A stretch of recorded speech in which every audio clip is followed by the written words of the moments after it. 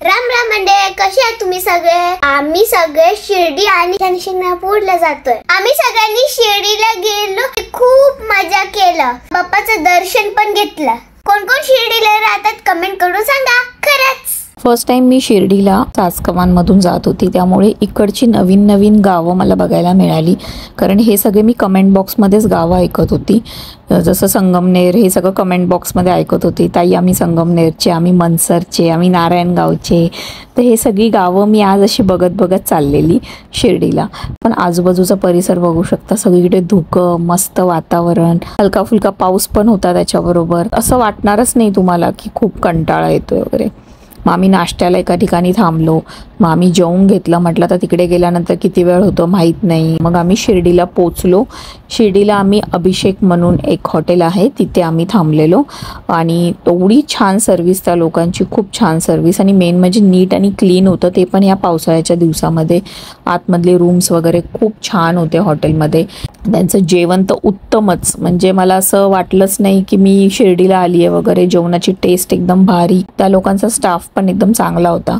तिथे बरेच लोक मला ओळखत पण होते आणि माझे व्हिडिओ पण बघत होते. आणि मेन स्पेसिफिकली शिर्डीला आल्यानंतर जी गरज असते ती पार्किंगची. आणि इकडे यार तुम्ही आला हॉटेलमध्ये तर नक्की तुम्हाला पार्किंग वगैरेची पण सगळी सोय होईल, त्याचं एक टेन्शन राहणार नाही तुम्हाला. मेन म्हणजे रूम यांचे क्लीन आहेत, म्हणजे वॉशरूम या मेन गोष्टी लागतात. जेव्हा आपण बाहेर फिरायला जातो तेव्हा वॉशरूम चांगलं लागतात, त्यांची रूम क्लीन लागते, आजूबाजूचा ॲटमॉस्फिअर चांगला पाहिजे. तर लोकांना हॉटेलमध्ये गेल्यावर ते पैसे वसूल झाल्यासारखं वाटतं. आणि सगळ्यात बेस्ट गोष्ट म्हणजे ना, गेट नंबर 1 समोरच आहे, म्हणजे हार्डली फक्त 10 पाऊल तुम्हाला रस्ता क्रॉस केल्यानंतर डायरेक्ट मंदिराच्या दर्शनाची लाईन. आणि त्याच्या समोरच हे मोठं एवढं हॉटेल आहे, त्याच्यामुळे तुम्हाला जास्त लांब पण जायची गरज नाही, किंवा पार्किंगला कुठेतरी गाडी दुसरीकडे, तुमची चपला कुठेतरी तिसरीकडेच. मग ह्या सगळ्या गोष्टींची सोय खूप चांगली आहे की हे जे हॉटेल आहे ते एकदम समोरच आहे. तर तुम्ही त्यांच्या रूम बघू शकता किती छान आहेत. जर तुम्ही फॅमिलीसोबत येत असाल तर तुम्हाला मोठे रूम्स पण अवेलेबल आहेत.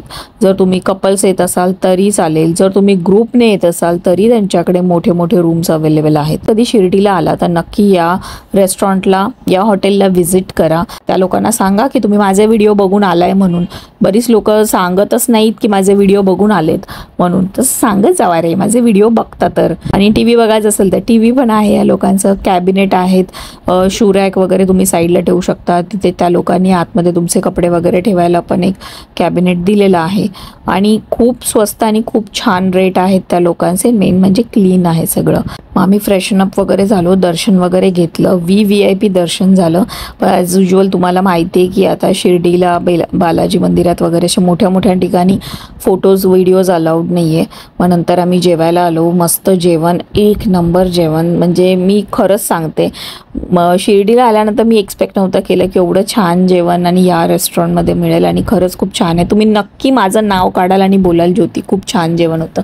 मग या लोकांनी नंतर माझा मानपान केला. या दादांनी मला साईबाबांची मूर्ती दिली आणि त्यांनी ना ते पान असतं ना लिंबाच्या झाडाचं, ते पण मला दिलं.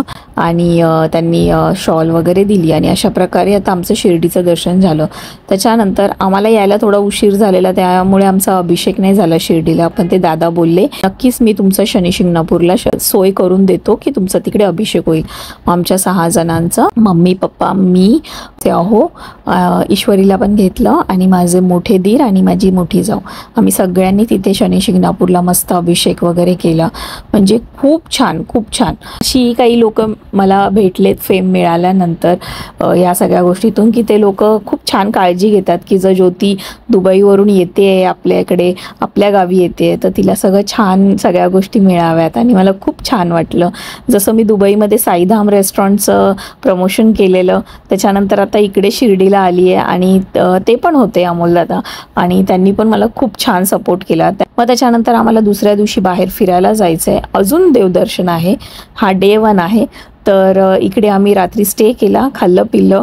मग आता नेक्स्ट डे आम्ही काय काय मजा करणार आहे ती नक्की बघा आणि व्लॉग पूर्ण बघा. कारण तुम्ही बरेचसे असे प्रश्न विचारता पण तुम्ही व्हिडिओ ना फास्ट फॉरवर्डमध्ये बघत असणार किंवा नीट बघत नसणार. तुमच्या सगळ्या प्रश्नांची उत्तरं मी ऑलरेडी व्लॉगमध्ये दिलेलं असतं, पण तुमचं लक्ष नसतं ना, त्यामुळे कमेंट बॉक्समध्ये येतं.